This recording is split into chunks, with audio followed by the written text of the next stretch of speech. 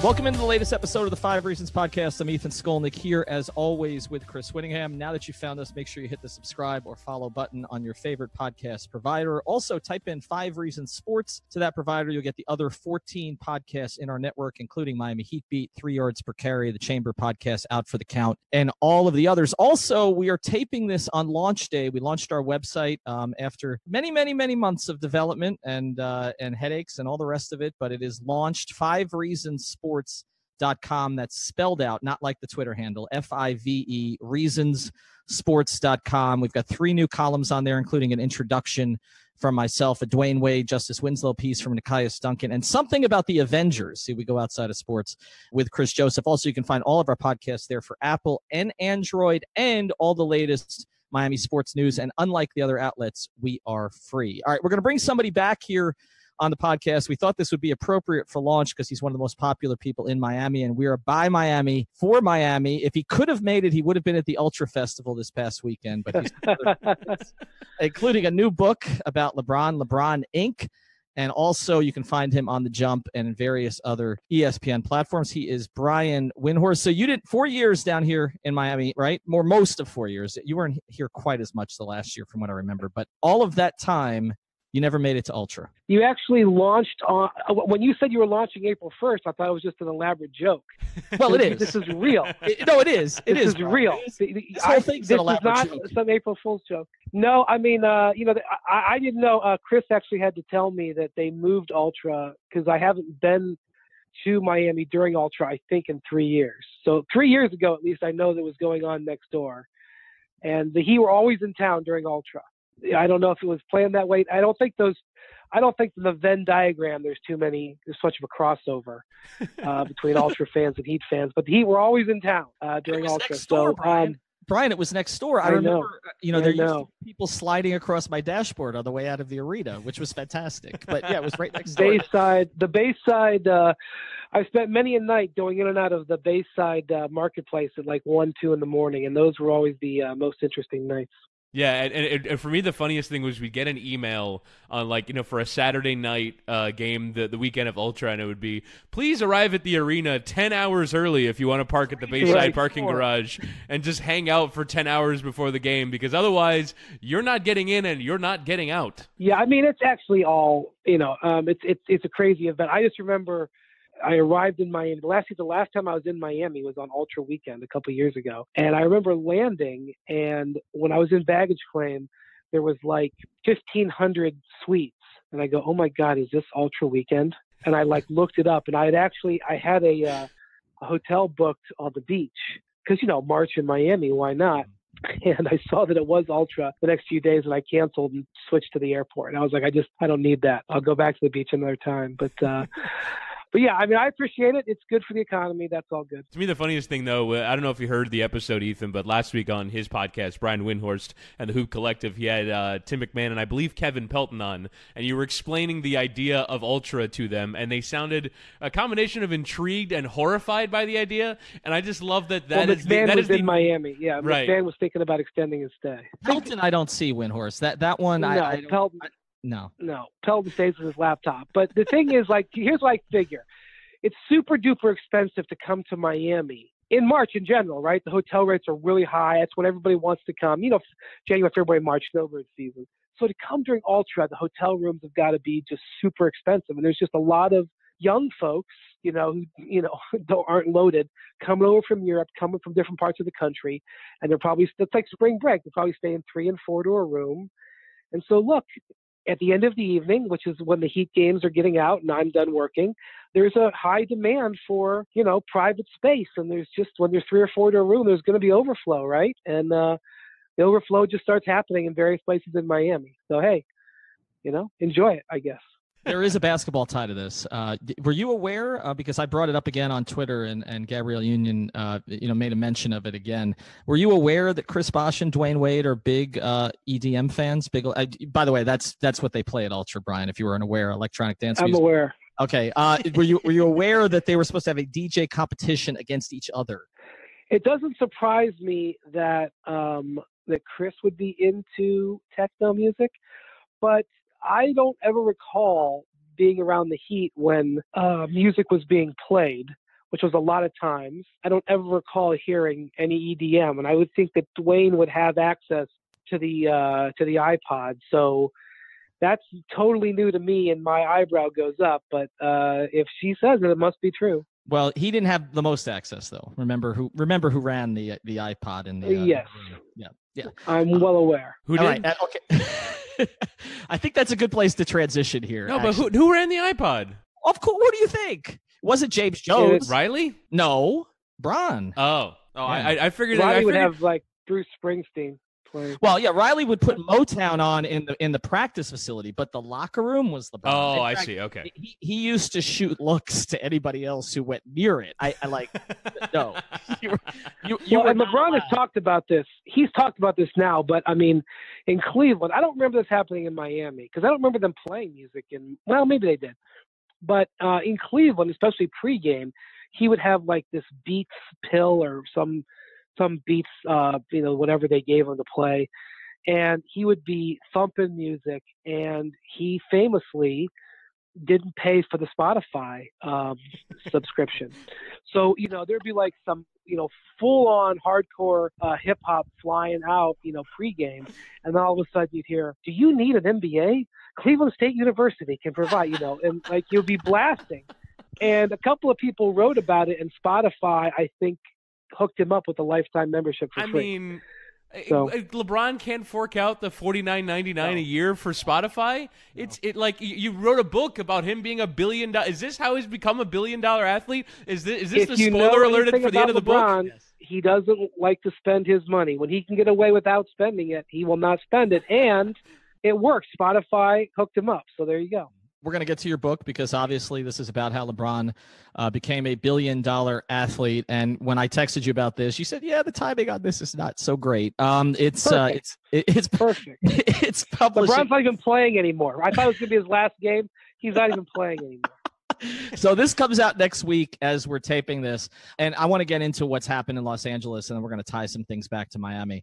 But what was the idea behind this book? Why did you decide to write it? What kind of access did you get, and what did you learn? Well, in all honesty, basically the publisher wanted another LeBron book, and I was tired of writing basketball books, so I just said I want to write about his business because I think that's. He's done some interesting things. He's made a couple of deals that are just, historically great. His shoe deal that he made. Finally, enough time has passed, Ethan, where the people who were involved in the negotiations actually started finally giving up some details. So it took 15 years, but I was actually finally able to get the story that I wanted to write 15 years ago. But you told some of that story, Brian, didn't you? I mean, privately, right? I remember I remember distinctly like being at a Little Italy in Boston or something like that, and you were telling stories about so some of this was out there a little bit, right? Yeah, bits and pieces, but this is the most comprehensive. I don't want to write about it ever again. This is it. I wrote the definitive thing. It'll be interesting to see if / when LeBron ever puts out his book, whether he will really give his thought process as to what he did, because basically at the end of the day, Reebok was offering him, depending on, different numbers that you may or may not believe, Reebok was offering him about $40 to $50 million more. Basically, Reebok was behind, and the way you make up being behind is just through money. And, today I think if we heard LeBron turn down $50 million, we'd say, okay, I mean, the guy's worth hundreds of millions, and he wants to make a decision that's going to be better long-term, 50 million. But back then, he was still in high school. I mean, he was negotiating his shoe contract while he was going to high school.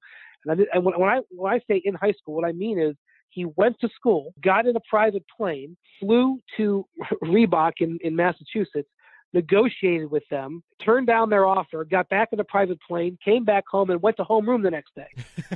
So when I say he was still in high school, he was still in high school. And yes, he certainly had the promise that he was going to be a millionaire, but he was not a millionaire. And one of the key moments was he was offered basically a take it or leave it $10 million cashier's check. So basically Reebok wanted to do the deal. They didn't want him to go meet with Nike. They didn't want him to go meet with Adidas, so they pulled out a check with his name on it, a cashier's check, and said, if you sign with us right now, and by the way, he was going to sign for $100 million. There was $100 million for the next 10 years, and then here's $10 million that you can take tonight, and tomorrow morning you can put this in the bank and you will have $10 million. And yes, he was, aware he was going to be rich, but he didn't have the money yet. and his mom was sitting there with him, and she started crying. And Reebok thought they were going to close the deal. And the guy who put the deal together is this guy named Steve Stout. And he had signed all these hip hop artists throughout the 90s. He got a long list of people he discovered. And he's like, this is what you did with young African-American kids. You just showed them the money and they signed. And that was not how LeBron operated. LeBron was not going to go that way. And he was blown away. He was blown away because LeBron was willing to think long term. And it ended up getting really interesting because when they went to Nike, they were expecting the same sort of getting blown away. But Nike offered like tens and tens of millions of dollars less, and there was no $10 million check. And so it got pretty interesting there for a few days. So telling the story of the deal that he made with Beats, which is one of the best endorsement deals you'll ever hear of. Now, there's been some deals since then, like Kobe Bryant made a whole bunch of money with Body Armor. But basically, Beats had no money. I mean, they were a startup. I mean, yeah, it was Dr. Dre and Jimmy Iovine, so there were rich guys behind it, but they didn't have like a $50 million marketing budget. So they gave LeBron, a couple percentage points of the company, and they had LeBron hand out headphones to his Olympic teammates in Beijing. And, even if it was a lesser teammate, like let's say it was Joe Johnson, at the time, remember, nobody was wearing $400 headphones that looked like something you would wear if you were like a studio producer. We were all wearing, earbuds and stuff, and they looked weird and they were unusual and they were preposterously priced. But LeBron got all of his teammates to wear them in Beijing, and people saw him, and it was like almost co-opting all of those 12 guys, 12 of the most high-profile players in the world, at one of the most high-profile events. And he got them all to wear them, and because they thought it was cool. And that launched Beats. That Olympics ended up launching Beats essentially, and they later sold it for $3 billion. And do the math, LeBron got over $50 million, for that. And he's still with them today, still making money off them today. Blaze Pizza is another one, right? So, I mean, it seems to me like he's gotten into some, because food stuff can be very difficult. I mean, Dwyane has had that experience, right? Like Dwyane had the restaurant in Fort Lauderdale, or that didn't work out very well. Now he started a new one with Udonis down at 800 Degrees down in Aventura. But it seems to me like the Blaze thing has taken off for him. So I feel like since the Sheets deal, he's made mostly good decisions. Yeah. Do you know who his partner is in the Blaze investment? I do not. Maria Shriver and Patrick Schwarzenegger. Wait, wow. What? Okay. Why not? Why not, Ethan? Why not? I guess not. But basically, he has, I think, the South Florida market. So if you go to a Blaze Pizza, I'm fairly certain he still has it. I think he has South Florida and Illinois. So if you go to a Blaze Pizza in Chicago or Miami, you're going to a LeBron-owned operation. And basically what happened was for that one, he basically started out just as an investor. He liked the idea of it. I think he did some promotion of it. And he was with McDonald's, and, he's promoting Big Macs and whatnot. And McDonald's offered him an extension to his contract at about $3 million a year. And instead of taking that money, I think McDonald's only really required him to work, 3 or 4 days for them a year. And so he got $3 or $4 million for it. So it was a good deal. He turned it down to become more involved with Blaze, and I think he now owns around 10% of the company. And his idea, he really wants to buy a team. And to buy a team these days, I mean, if you look at like what Derek Jeter did, Derek Jeter I think owns about 4% of the Marlins. I think he put up $50 million. I think. Right. So LeBron could do a deal like that today. He has money. He could put his hands on $50 million. The key would be he'd have to get a partner that wants to put up the money. And I'm sure he could. I mean, a lot of people would want to partner with LeBron, but I don't think LeBron wants to do what Jeter did. I mean, Jeter basically has a small piece of the team, and he's running it day to day. And I think who's the main owner? Bruce Sherman. Is that the guy's name? But Brian, he's also getting himself paid back. I think does Jeter get $5 million a year? Yeah, it's like CEO. Yeah, he gave himself like a $5 million salary. Yeah. Yeah. Okay. Well, I don't think LeBron wants to run a team day to day. I don't think he wants to be the guy who's out there, the way Jeter is. I think LeBron would prefer to be the Bruce Sherman end of the deal as opposed to the Derek Jeter end of the deal. And so he's going to need a lot of money to do that. Just because you buy a team for $1 billion doesn't mean you have to put $1 billion down, obviously. But you're going to have hundreds of millions. And that's what he wants to do. And so he's got to make deals like this Blaze Pizza deal that are going to, be really rewarding. And really LeBron's championship this year, and this, if Maverick Carter heard me say this, he would get probably pretty upset by it. But LeBron's championship this year is Space Jam. His season is over. He's now going to have 5 months off. They're going to film Space Jam in June and July. And if that movie is a success, I think they announced it's supposed to come out in the summer of 2020, July of 2020. If that movie is a success and Warner Brothers gets their investment back and it makes money, LeBron is going to have the possibility to make more movies, either whether he's in them or whether it's with his production company. I mean, if you make a successful movie, the door opens to you in Hollywood.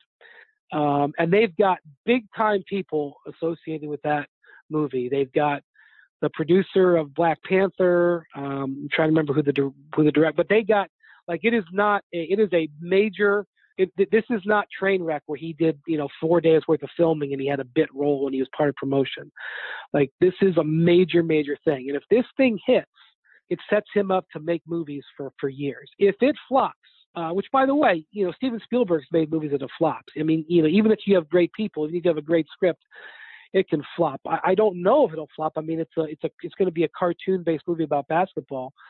Uncle Drew, for example, Kyrie's movie that came out, was it last year or 2 years ago? I think it came out last year. Mm-hmm.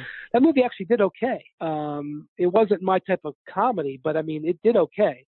And that's, I think, bodes well for LeBron. But if this movie hits, it's huge for him. If it doesn't hit, I think his media company takes a serious step backwards. And so that movie, and I'm not saying that he's been in the writing room every day or anything, but he's got to be focused on thinking about this movie. And that's his championship this year. And it's again, they can come out with whatever they want to say. They can make their statements. They can tell me I'm wrong. It's no coincidence that the year that he knew his 8-year run of finals was going to end, and he knew that a long time ago. He knew that he didn't know the playoff streak was going to end. That is the year that they're making Space Jam, that they're filming in the summer. I don't buy that's a coincidence. So I think that the Space Jam thing is his big move for 2019. We'll get back to today's episode in a second, but first I want to tell you about one of our new sponsors here in the 5 Reasons Sports Network, and that is the attorneys at Seltzer Mayberg. Find them at onecalllegal.com. That's ONE, calllegal.com, or actually call 855 5000-LAW LAW. They handle cases including but not limited to car accidents, slip and falls, and any personal injury matters. Additionally, if you mention 5 Reasons, they will handle your traffic ticket for $44.99 with a new 15,000 square foot office opening on I-95 in North Miami. They will handle cases all over South Florida. Call now with 24/7 service for a free consultation. onecalllegal.com or 855-5000-LAW. The attorneys at Seltzer Mayberg, a proud sponsor of the 5 Reasons Sports Network. I have a few follow-ups on this, so I kind of want to get to some of these quickly. So the Nike deal, so he basically chose Nike over Reebok because he thought it would be cooler to be associated with Nike, and for the long term, that was a better idea than being associated for Reebok for a $10,000 cashier's check? Yeah, so Reebok was offering more than $115 million. Nike's final offer was $87 million. Mm-hmm. So they were much farther apart than that. And so basically what LeBron told me was, you don't think about the first check, the $10 million check. You think about all the checks. And so he subsequently signed a couple of extensions with Nike. He's made hundreds of millions from them. Reebok is now out of business. I mean, they got bought by Adidas, and the brand, I mean, I think the brand is still around a little bit, but the basketball end of it is essentially gone. Now, maybe it wouldn't have been gone if LeBron had been there, but, I think it's fair to say it was a good decision. I'm just more amazed that he was willing to turn down that kind of money at age 18. Again, at age 34, you can see him doing that, but age 18, totally different scenario. You mentioned some of the endorsement deals that he's done along the way, but when in the sort of arc of his career, did he transition from wanting to be a spokesman and receiving a check for that versus wanting to be an owner of things? And you mentioned obviously NBA ownership isn't ideal, and that's certainly a crazy amount of money he's going to have to make in order to do that. But in order to do that, you're going to have to hit on almost like George Clooney owning his own tequila. When did he make that move from wanting to be an endorser versus an owner? Yeah, you'll notice he's really not in commercials anymore. Mm-hmm. I mean, there's a couple. He had that deal with Kia, where he was doing Kia ads in recent years, but he's just not in them much anymore. By the way, a lot of investors come to this conclusion. This is not a new concept, but it's new for athletes. For the most part, Jordan did endorsements. Now, what he did have ownership in was the Jordan brand, and that's what made him hundreds of millions. But Ballpark Franks, Hanes underwear, whatever, Gatorade. I mean, Jordan was just a highly compensated endorser. He did commercials and he got big checks for them. And, Jordan was in movies, or in at least the one big movie, Space Jam, but he didn't have a media company where he was the owner. And that's a transition that athletes are making, and LeBron is at the leading edge of that. Now, LeBron started his own media company, and since LeBron started that, James Harden has one, Steph Curry has one, Kevin Durant has one. Other people are doing the same sort of thing. A big thing was in 2000, actually when he was in Miami in 2010, I think the deal was announced in 2011, but they negotiated it in 2010. He did this crazy deal. This is an in the weeds scenario, but it's described in the book. He did this crazy deal with the owners of the Boston Red Sox, Fenway Sports Group, where he basically allowed them to take over his marketing to do endorsement deals for him, because he was doing them himself before that, in return for getting 2% of Liverpool FC. And that's a crazy deal that you would think that, and I won't go into the details now. It's all described in the book, but basically he for the right to have those guys go out and market him, he traded it for ownership in an English football team, which now is worth over $2 billion. Back then it was worth and turned over, I think, $100 million in profit last year. Is that right? Yeah. Yeah. I mean, you may know more about it than I do, but I mean, if his investment now is probably worth in excess of $50 million. So that type of deal is what the deals he was working on. But basically, the genesis of it was when he had Cannondale bikes. So LeBron was really into biking. You remember, when he was with the Heat, he would bike to games sometimes. He would, get involved in like marathon bike races. You remember that commercial that they filmed in Miami with all the kids on the bikes behind him. Was really, really into bikes around that time. And there was a company called Cannondale. Now, I'm not a cyclist, so I really can't say how prominent they were. The company was in distress. A leveraged buyout company, a private equity company, had bought them. They were interested in getting a little good PR. So instead of just hiring LeBron to ride on Cannondale bikes and put his name on it and say, buy Cannondale, buy LeBron, he bought a piece of the company, and the company turned around and sold itself. And in a short period of time, LeBron made a bunch of money on that investment. And it just lit a fire within him and Maverick. The idea that it wasn't just about being in a commercial, but they could actually be invested in the business and help turn the business around and make a real big profit really quick. That lit the fire in him, and that was about 2007-08. And he subsequently looked for deals like that. He's looking for deals like that to this day. One of the things that's interesting to me is I think he's become a lot smarter about the way he promotes too, because I had a list when he was with the Heat of companies he endorsed that he would sort of say the wrong thing about at times. Remember, I think we were at a shoot around and he was talking about, he sort of asked about how much McDonald's he eats. This is when he was endorsing McDonald's. And right. He talked about eating healthier, or the day that Samsung, all of his data was erased from his phone in the locker room before the game. I forgot what year that was. And I think he tweeted about it. And you mentioned Spotify taking care of him. I think Samsung found his data right away. His would be the data I would find. But yeah, I mean, he had a number of those kind of situations where, I feel like he had to grow as the way that he endorsed certain products, out there. I mean, even the was it the LeBron 11s that he had the issue with? One of the shoes, right, that Nike gave him that he stopped wearing them. Yeah. Right, he stopped wearing them, right, but made it known that he stopped wearing them. Like it wasn't a secret. Like we all knew, like he doesn't like the shoe at all. Right. So he had to grow in that way also. Yeah, I remember when he started doing Samsung. I remember this vividly. We were in New York. It was like the second or third game of the season, Heat at Knicks, and he had just started working for Samsung. And this was so.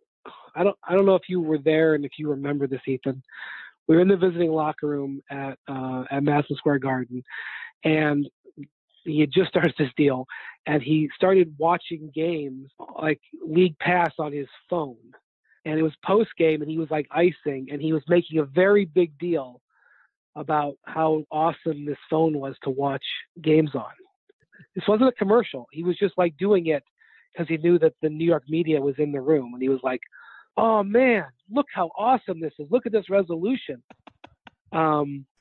Subtle. And he was like calling Mario over. It was kind of embarrassing. He was like, "Hey man, look at how nice this is. Ooh," and look, I was like, "What are you doing right now? What are you doing?" He would never do something like that today. Every word, Brian, just making sure it gets to the post. With a headline, LeBron hates Apple, right? Like, in the right. Yeah. I mean, he would never do something like that today. So he's learned. We've watched him learn along the way. You're listening to the 5 Reasons Sports Network. We've created a menu of intelligent and entertaining content on demand for commutes, workouts, and more. And by now, you're already familiar with the 15 different podcasts in our network. Today, we are proud to announce the premiere of our brand new website, 5reasonsports.com. On it, you'll find columns from more than a dozen of our hosts, many who are professional writers in the market. Watch original videos from shows like Miami Heat Beat and Balls Cast. Browse our full merchandise shop. And unlike other outlets in the area, there's no paywall. Everything is absolutely free. All of this from a network that's credentialed from all 5 major sports teams in South Florida.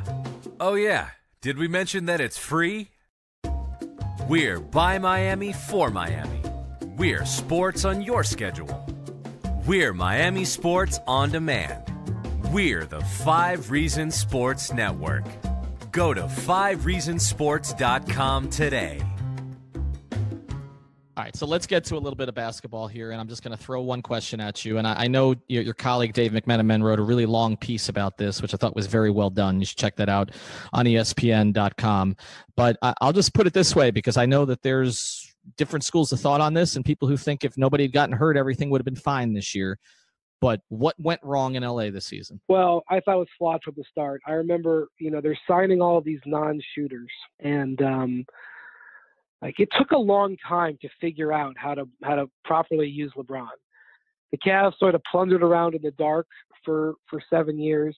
They started getting close at the end when they started putting 2 or 3 shooters on the court with him. And finally, Spo, after messing around for a year, was like, "Look, pace and space. We're going to play. With 4 shooters around LeBron." And Chris, I know that you don't like shooting threes. You don't like playing center. Tough. You're going to go out to the perimeter. And Shane, LeBron doesn't like playing power forward, so you're going to defend the power forwards and get bruised up, and then you're going to stand in the corner and you're going to space the floor for LeBron and wait for a pass. And we're going to talk Ray Allen into coming here. And not only that, but it was always very important to have another guard, a ball handler with LeBron, who could also not have to have the ball in his hand and either shoot or create, which that was the role of Mario Chalmers. Mario Chalmers was one of the most perfect guard teammates. No matter what you ever want to say about Mario, he defended, he could shoot, and he was fearless. And he didn't bother him that LeBron would bark at him. Mario Chalmers is one of the most perfect LeBron teammates he ever had. But even Mo Williams before him. I mean, Mo was a similar type of player. He was nowhere near the defender Mario was. But he was a guy who could create and shoot and didn't have to have the ball in his hand. Kyrie Irving was the quintessential player to play next to LeBron. Now, ultimately, it didn't work because it frustrated Kyrie not to be the center of attention. But my God, you couldn't, other than the temperament, you couldn't create a player better to play with LeBron than Kyrie. And if you look at what the Cavs did, they got guys like Kyle Korver to play with him. The idea to get shooting to play with him is what teams have been obsessed with for a decade, and that's why LeBron for a decade had either been on finals teams or teams that were super great. Like those last two Cavs teams, the first time around, they weren't championship teams, but they won 60 games. They were great teams. And, the Heat showed the blueprint of how you play with LeBron. Shooting, give him space, run on turnovers, but otherwise LeBron likes to play slow. And the Heat's blueprint that they created, that Eric Spoelstra created, unleashed LeBron as a championship player. And the Magic Johnson and the Lakers looked at that and said, nah, we know better. What LeBron needs is ball handlers to take the pressure off him. He's going to go play in the post. And I thought it was lunacy. And then they wanted to play a super up-tempo offense, which, the Heat played up-tempo, but that was 7-8 years ago now when they played all that up-tempo. LeBron has been on one of the teams in Cleveland were some of the slowest teams in the league for a reason. LeBron was leading the league in minutes. You can't play fast. So not only do you transition LeBron out of, you send him to a new place. So there's to transition there anyway. And you send him to the Western Conference, which is tougher. But he also completely changed the way the team is built around him and make him play a much higher speed than he's played before. It wasn't just the injuries. It was a combination of all of those decisions and all of those circumstances that led to a disaster season. So I guess my question would be, now looking at the actual decision itself to go to Los Angeles, he basically, in effect, by choosing Los Angeles, took himself out of the running for winning the championship after being in the finals for 8 straight seasons. Do you think that at the time he was making the decision that he understood that he was doing that? And do you think he's particularly bothered about it right now? So I think he knew he wasn't going to be going to the finals this year. I think he knew that. I think his plan was rally the Lakers this year, get them into the playoffs, maybe second round, maybe you get a favorable matchup and pull off and get to the conference finals, have a respectable season, and then you load up on free agents and you improve the team.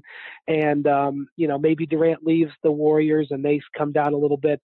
And then in 1920, that's when you make your move. And, I think there was also some hubris there because LeBron had gone to Cleveland after leaving Miami and turned them from a non-playoff team into a team that was up 2-1 in the finals. Now, they weren't a championship team at that point, but, I think he felt when I arrive, I will change everything. So I do think there was hubris there. I do think that he thought by simply just being there and playing his game that he would single-handedly turn them around. And I don't know, maybe it was the fact that he got hurt. Maybe it was the fact that it was the Western Conference. Maybe it's the fact that at age 34, he can't do it like when he was 30. Maybe it's a combination of all of those. But whatever it was, he was not able to make the impact that he thought he was going to make. And now when you look at the competition out there for these players, and also the dynamics of this free agent class. This is not Kevin Love, who is dying to be able to play. And not that Kevin Love is a superstar, but Kevin Love really helped. This is, the guys who are the premium free agents this year already have rings. Durant, Clay, Kyrie, Kawhi. They don't need LeBron to get them to validate them as players. And not only that, but there's a lot of competition out there. The Knicks, the Clippers, the Nets, the Mavericks. It's hard enough to get a free agent to leave his current situation where he can make more money. It's really hard when there's other good options out there. And so I just think the chances of the Lakers improving in this next year, at least improving dramatically, it's going to be a challenge.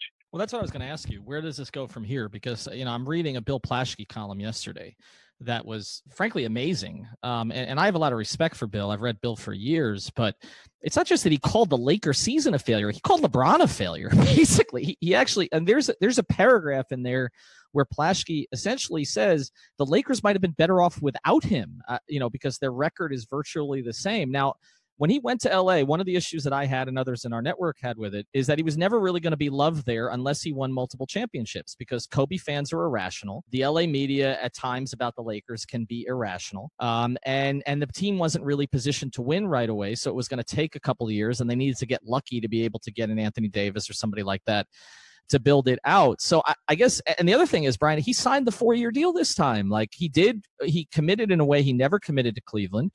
And to be honest, he didn't really commit to Miami because he had the opt-out after 4. I mean, he did commit for the 4 years, but obviously, we never thought he was really going to finish out the 6 at the time when you could sign those contracts. So where does this go from here? I mean, have we seen the best of LeBron in terms of, the way that he's regarded by the team that he plays for? Can you imagine if he had only signed a 1-year deal, if he had signed a 1+1?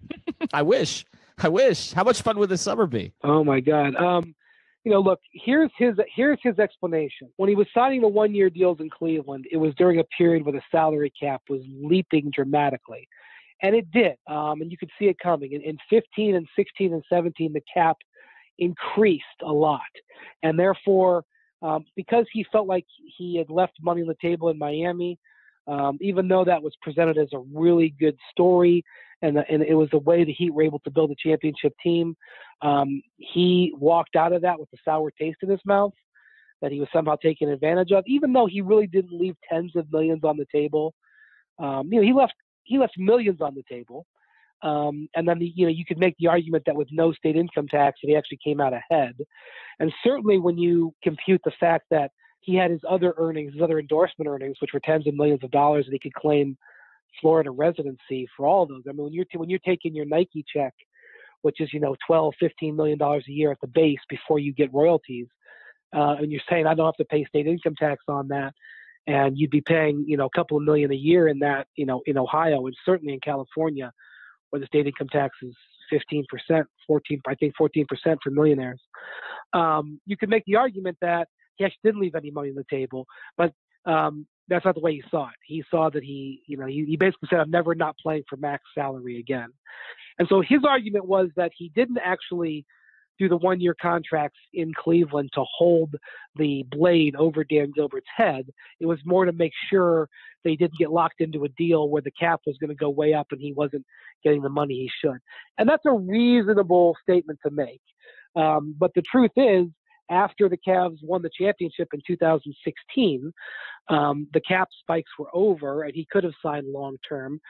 Also, the summer when they traded Kyrie Irving, they were trying to trade for Paul George, and Dan Gilbert did not want to have both Paul George and LeBron James on his payroll or on his roster going into free agent years. So he asked LeBron to extend his contract at that time. He said, if you want me to trade for Paul George, can you extend your contract? And he did not, because I think he knew he was going to leave, or at least he wanted to really have the option to leave. And as a result, that argument kind of loses water in the back half of that.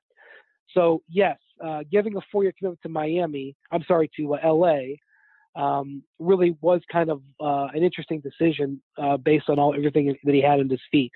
I think at the end of the day, what he's wagering on is that the Lakers will be able to get players because it's in Los Angeles and it's the Lakers, and it will work out. And that wager may end up working. It's not the worst bet of all time.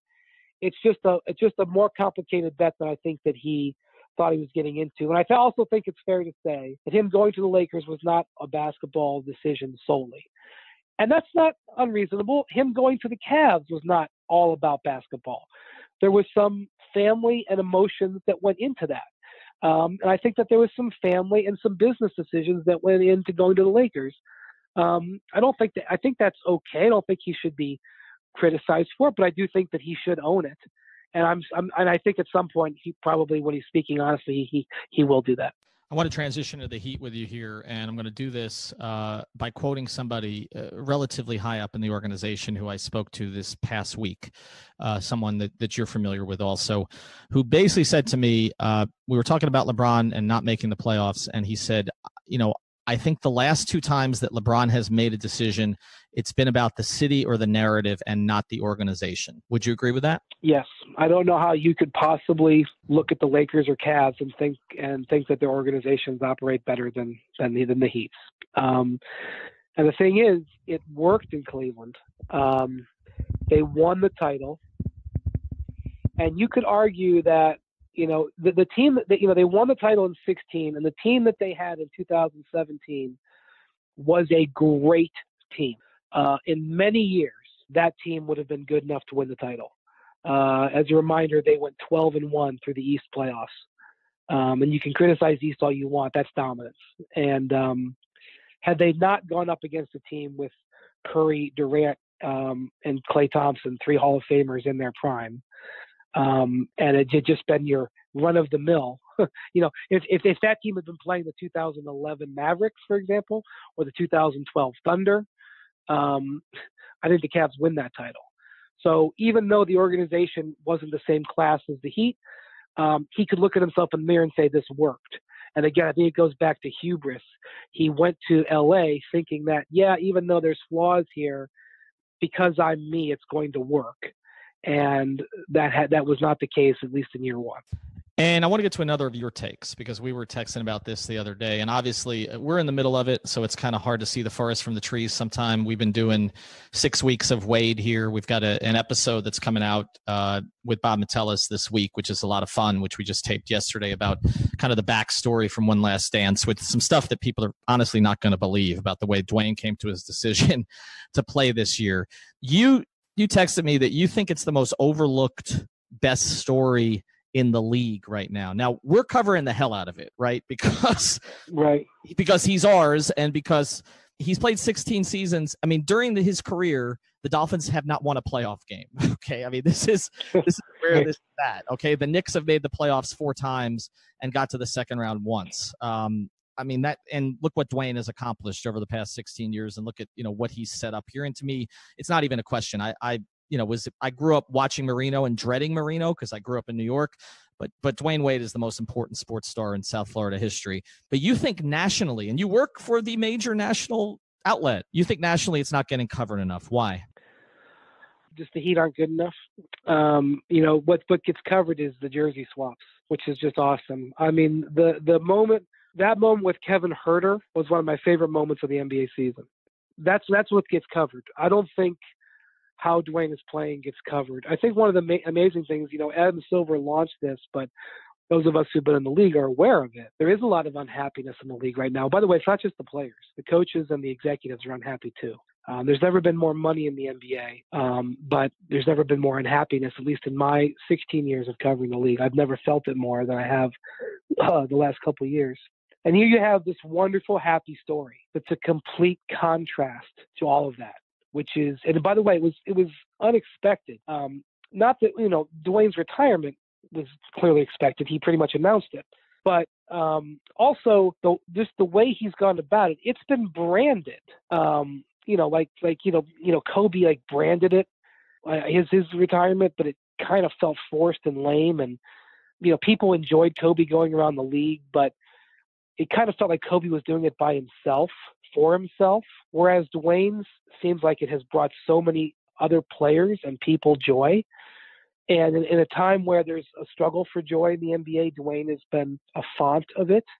And just, my memory of this season is just Dwyane smiling night after night after night. And he's just putting up these amazing numbers. And looking at him every night, what did Dwyane do tonight? My God, he had 23. Oh, man, he had 26. He had 17. It's been such a counter to what the season has been. It's just been amazing. It's been the model way to handle a retirement. And I know that people say, well, boy, Dwyane shouldn't retire. He looks so good. And I agree. From a physical standpoint, he probably could keep going. But this has been the most wonderful way. I mean, he's not going to get a ring for this season, but he won this season. He won it. And it's going to be sad if he's not around the playoffs very long, if he makes it there at all. But, that does not mean that he did not make a major accomplishment. People will remember this departure forever. And I think it's something to be honored. And I know that the outlets in Florida have covered it. But I just don't know. And I don't know how we could have. The Heat are under 500. I don't know how we could have covered it differently. But I just know that I don't think the joy has been spread as much as I think that Dwyane and the Heat fans have enjoyed it. Well, and I think joy is just in general a hard thing to cover sometimes because it just sort of goes, well, Dwyane Wade had a great career. How great was it? Pretty great. How great is, him exchanging jerseys with an Atlanta Hawks player who grew up idolizing him? Pretty great. How great was it? Pretty great. Like, in general, it's the debate points, it's the talking points. But in terms of being able to go out, you mentioned the Kobe thing, and you mentioned a few other of these guys that have kind of had last year's. To me, the thing that's been most impressive, and you heard Scott Brooks talking about this after the Heat beat Washington, was why is this guy going? Like, the Heat should be fine for letting him go. He should be fine for going. Why? And the fact that it's been a player who's played so well on top of embarking on all this. For me, again, you talk about some of the negativity that surrounds the league. Part of the joy in it is that you're getting to see a player retire on his own terms and retire while still playing well. When you compare it to the Carmelo Anthony situation, it's just such a stark contrast. Yeah, I've talked to Paul Pierce about this. Now, Paul Pierce sort of went out with a whimper. He barely played at all his last year in the league. He had a great day in Boston when he played his last game in Boston. But Paul has talked about, by the way, it's so much fun to talk to Paul about the Heat wars. But Paul will say that he got to go out on his own terms. And he goes, it's one of those things that you hear people say, but you have no idea how important that is for somebody who's been around so long. And so that's the thing, like Dwyane being able to do this and go out this way is so important. And like you look at the big three, for example, if you look at the big three, the guys who are playing in the big three, for the most part, these are guys who didn't go out on their own terms. I mean, Rashard Lewis is an example. Heat fans will know he's playing in the big three. He got a knee injury and couldn't play anymore. Talking to Steven Jackson still believes he should be playing in the NBA today. He didn't get to go out on his terms. He got cut by Greg Popovich. They clashed, they cut him, and that was it. And he plays in the big three. Gilbert Arenas is playing in the big three this year. He didn't get to go out on his own terms. Guys who don't get to go out on their own terms stew on it for years, and they chase it. And so it really does mean something. And again, you're right, Chris. It's hard to tell that story. It's hard to relate that story. It's not something that you're going to see, Stephen A. talking about on First Take, but it doesn't mean it's not important. Agreed. I'm not letting you off the hook here. We need a Pierce story. Give us one. Man, he was telling me about the night. You remember what was the tweet when they came down, the Heat's first year together, and basically they had been formed essentially from LeBron's point of view to beat the Celtics. LeBron had lost the Celtics 2 of the last 3 years. Pierce had completely outplayed them the year before in the playoffs and knocked him out. And I'm pretty sure LeBron articulated this. One of the reasons he came to the Heat was so he could beat the Celtics. So they come down there, and the Celtics come down there. I want to say it was maybe the second week of the season, maybe the third week, and the Heat or the Celtics win, and Pierce tweets going out of town, "Hey, thanks for the sun." I can't remember what he did, but he tweaked them going out the door. And he talked about how much fun that was to tweak them because he knew that he could get under their skin. That was the one thing that they felt like that they could get under LeBron's skin. They could get under the Heat players' skin by trash talking them and tweaking them like that. Now, obviously, later on, the Heat came back and beat them in 5 in the playoffs. And they had a couple more playoff battles down the line. But Paul talking the story about how they thought that they owned them that night. It didn't turn out to be true, but I like that story. I actually just found the tweet from Paul Pierce. It's been a pleasure to bring my talents to South Beach, now on to Memphis. That's what it was. That's right. That's right. Yeah, he tweaked them. And apparently that was a big discussion with the Celtics that time. They felt like, they built this super team, but they can't beat the old boys. And turned out not to be true. And they did have the one tremendous series when Obash had gotten hurt. Yep. The next year. But, and that sort of unleashed LeBron. The sort of, when they won Game 5, they thought they had the series won. And if anything, it may have been a little bit of hubris from the Celtics. They felt like, we got them. We got them. They can't beat us. And LeBron turned it around. So, that to me was one of the great series of LeBron's career. I don't know if it's remembered as such. Certainly it's remembered as such in Miami, but the 7-game series with the Spurs is always remembered. And by the way, when Chris Bosh said last week that it was the biggest rebound in NBA history, at first I kind of was like, when I started thinking about it, it's a pretty big rebound. Yeah. It's a pretty big rebound. Brian, I don't know if for I'm ready to say criticized about his rebounding all the time, right? I mean, to me, that's the irony of the whole thing, is that was the big knock. I mean, everybody forgot that last week when Chris got honored, but I fielded a lot of tweets over 4 years about Chris getting 2 or 3 rebounds in a game, and he ended up. I think it is the biggest rebound. I was thinking about that too. I can't come up with one that was more important. None of it happens. None of it happens if he doesn't grab that rebound. And honestly, if Pop, the greatest coach of all time, doesn't take Tim Duncan off the floor, the rebound probably doesn't happen. Probably not. I mean, we'll never know exactly where Duncan would have been, right?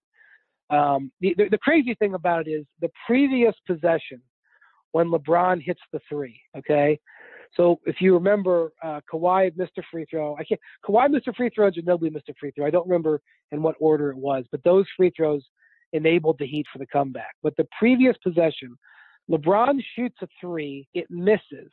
The ball comes off the backboard, and I'm fairly certain this is the case. Ginobili, and I think it's Ginobili and Duncan. It's Ginobili and somebody else. They're both standing there, and they both put their hand up. It's a friendly fire rebound. And if you watch it on replay, and I have, you can watch it over and over and over. Their hands go for the ball. And, you can't figure out how there's 2 Spurs hands there, and the ball ricochets off in such a way that it gets free, and the ball goes back to LeBron, and he hits the 3, which cuts the lead from 5 to 2, and then they only get 1 free throw at the other end, which sets up the Ray Allen 3. That's one thing, is that rebound, the crazy bounce on that one. I mean, you drop that sort of down in between those 2 players 50 times. I got to believe 48 of them, they're corralling it. It's just that happened. The other thing I want to say about that is, and Bosh mentioned it again, and obviously Ray Allen mentioned it again. They mentioned the rope.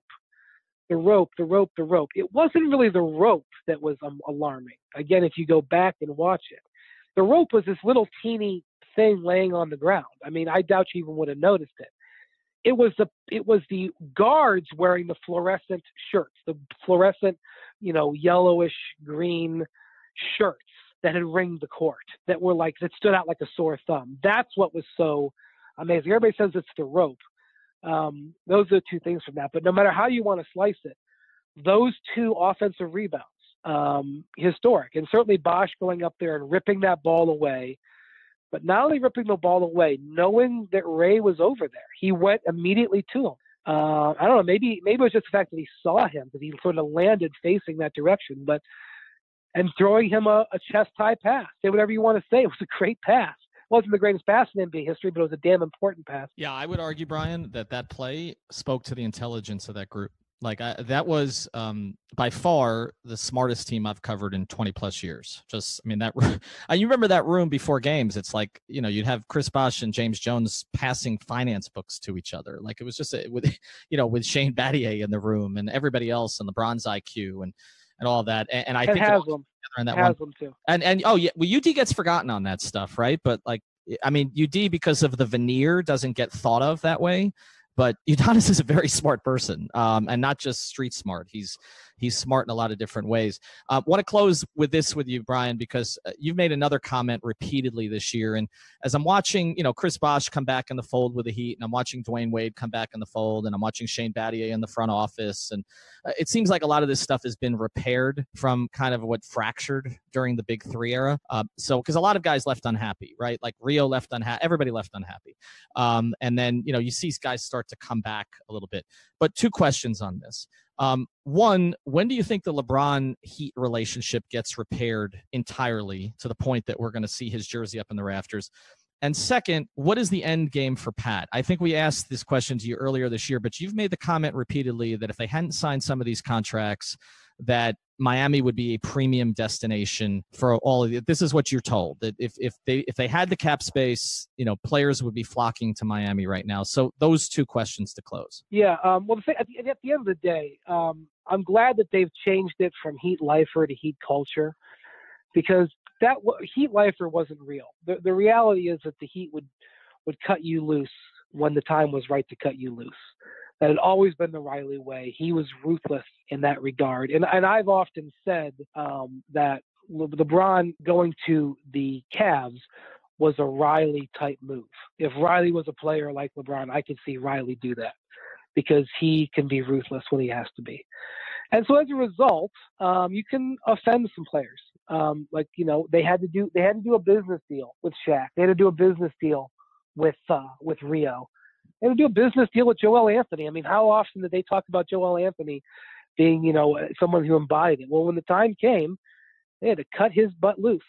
They just had to do it. They traded him to save luxury tax money. That's not exactly a proud way for a guy to go, traded for luxury tax savings, But, that's the thing about Riley and the Heat. Part of Heat culture is being ruthless.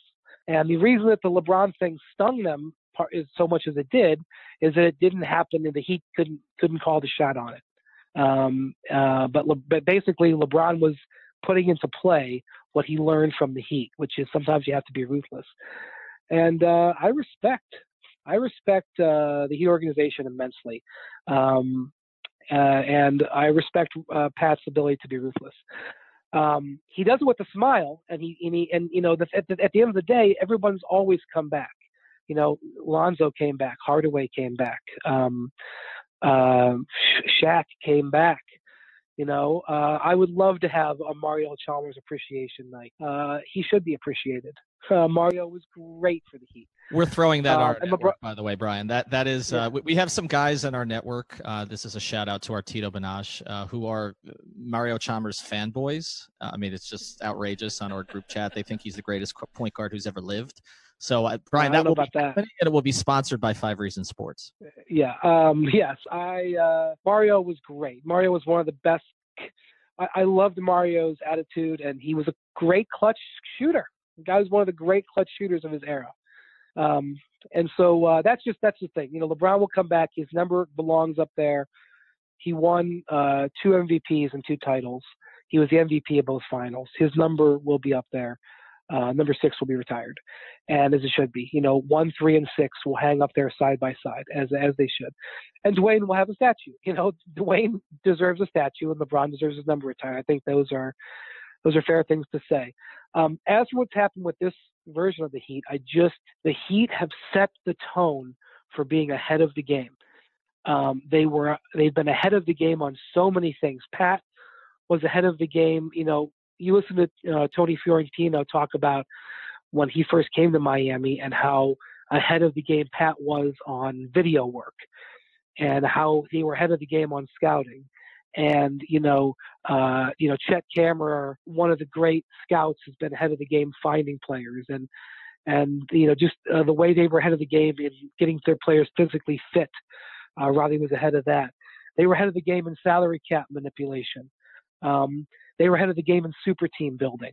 Certainly there were super teams that were built before the Heat, but the way the Heat did it all in one fell swoop and managed it, they were ahead of the game. Just general salary cap management, they were ahead of the game. They've always been ahead of the game and thought it out. And so it's just such a shock to the system that they made the mistake of locking themselves into non-all-star players the way that they did. And the fact that this summer, the biggest free agent summer since 2010, the Heat are completely locked out of it. And it's just so unusual. It's just not the way that Pat and Andy operate. And, look, I mean, no one's infallible. Everybody makes mistakes. I'm not saying that there any lesser greatness in their roles because of it, but it's just so surprising that we have all these teams crawling all over each other for free agents and the Heat are nowhere to be found. And now you have Pat coming out and basically admitting it was pretty clear, but basically admitting that they made a mistake, and they he's now come out and said a couple of times that they want to dump salaries next year, and he said, look what New York did, and look what Dallas did. He said, look what New York did. I can't remember who the other team he compared it to, but basically where you attach an asset to a player to get rid of his salary, and he's announced that they want to be free agent players in 2020 instead of by 2019. Unfortunately, the 2020 free agent class is nowhere near as good as this free agent class. Now, some of these guys might sign one-year contracts. There's more ways to use salary cap space than just through free agency. You could have a player who demands a trade and says, I want to play in Miami, and that could happen. And that could rally the Heat back. It's just very surprising, the forward thinking and the player evaluation that the Heat have had for decades failed them with building this particular team.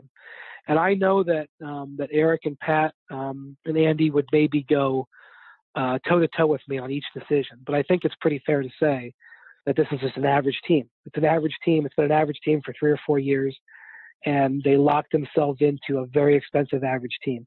That's what bad franchises do. The Heat are not a bad franchise. They're an exemplary franchise. And it's just surprising. It's surprising and disappointing that this has happened. They got a terrible terrible break with Chris Bosh's blood clots. That was a setback for their organization that nobody could have foreseen coming, and definitely set them back. But the reason that they're being held down right now was for the preposterous free agent decisions they made a couple of years ago. There's no one to blame but their own decision making, and that's just, again, not something I'm used to seeing from them. Yeah, and I think the thing that's been a little bit encouraging lately, I mean, we've been so down on them for those decisions, particularly 17 and what they did that summer. But there are some sort of glimmers of hope lately. I think they have a really good young core. I just don't know that they have a lead guy in it, right? So I feel like, some of the pieces they have, a Winslow, a Richardson, and Adebayo, who I really like, and they've been really good with him in the starting lineup, even a Derek Jones Jr., who Phoenix gave up on way too soon. Like, I feel like there are 4 pieces to build with, but I don't know that there's one to build around. And I, like you said, right. I just don't know, who that's going to be. And I don't think it's Jimmy Butler, honestly. To me, Jimmy Butler's not that guy, and not for that kind of money. I think that they did a good job not executing that trade. Mm-hmm. I agree. Because they would have been, to do that trade, forget about what they would have to give up. They would have been betrothed to giving him a 5-year max. And I just don't know if you want to give Jimmy a 5-year max. I think their thought process clearing out the salary cap is the right move. I thought it was funny. I think, Pat, has done 3 interviews recently. I know he did one with Lebitard, which was great. And he did one with Jax. Then he did one at Fan Fest, mm-hmm. Or Family Fest. Mm-hmm. And I think with the interview with Jax, he said, why does everybody say we don't like draft picks? I like draft picks. And then literally, I think 2 days later at Family Fest, he said, yeah, if we have to attach an asset to get rid of salary cap, we'll do it. And I was like, Pat, you just said 2 days ago that you care about draft picks. Pat knows how to build a team. He knows what he's doing. And he's still a draw. They just botched this one. And I felt like they had botched it from the start. They were so defiant about it from the start that they believed in this team. And it was an unusual misread. It was unusual. And not only that, but the contracts, the Heat always win with contracts. They always win with contracts. Andy Ellisberg negotiates contracts, and they're always like, it's the inches where you win with contracts.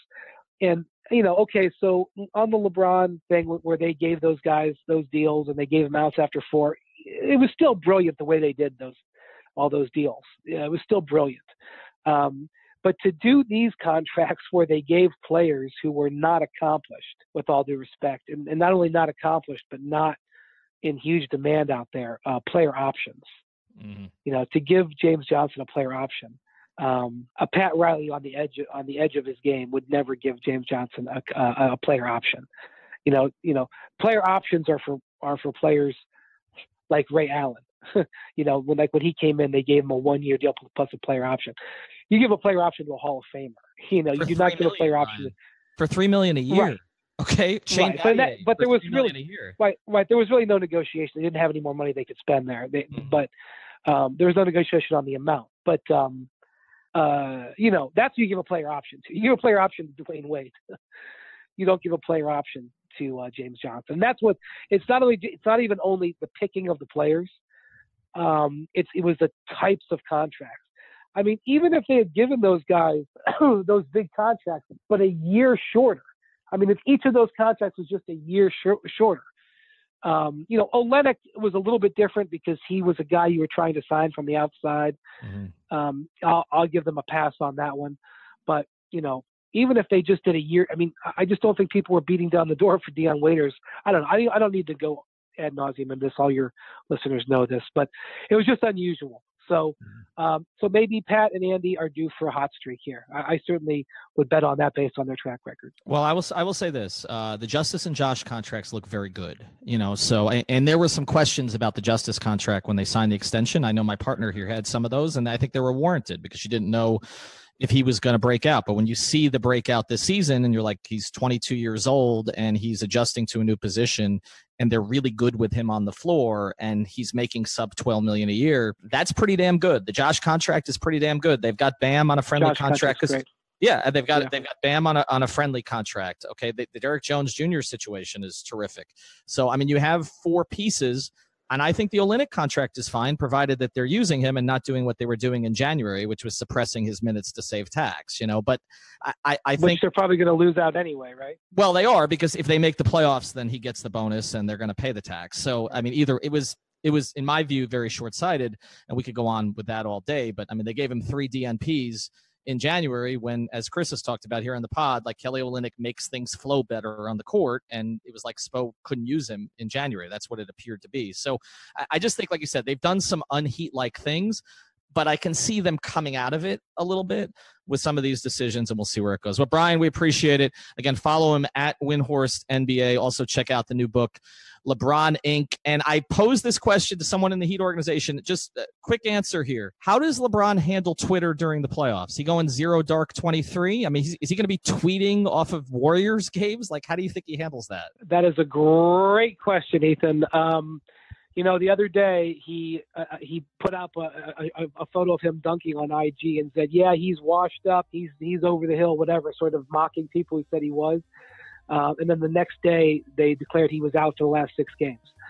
Not the greatest maneuver there. He lost his touch a little bit with social media. So I would advocate a very less is more. But LeBron is going to do what LeBron is going to do. Check him out at Windhorst ESPN. Also, we'll have clips from this podcast on our website, 5reasonssports.com. Brian, thanks for doing it again. Take care, guys.